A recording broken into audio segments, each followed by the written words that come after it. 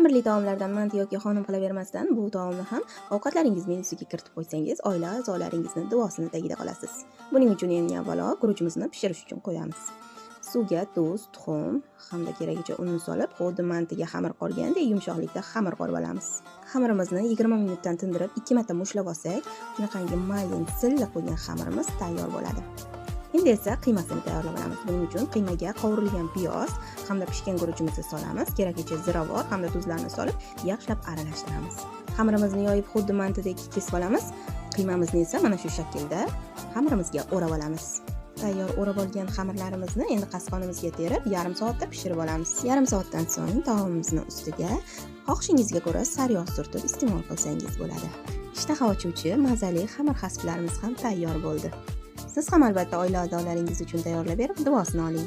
Retsept uchun esa bittagina yurakchani bosib ketsangiz, xursand bo'laman.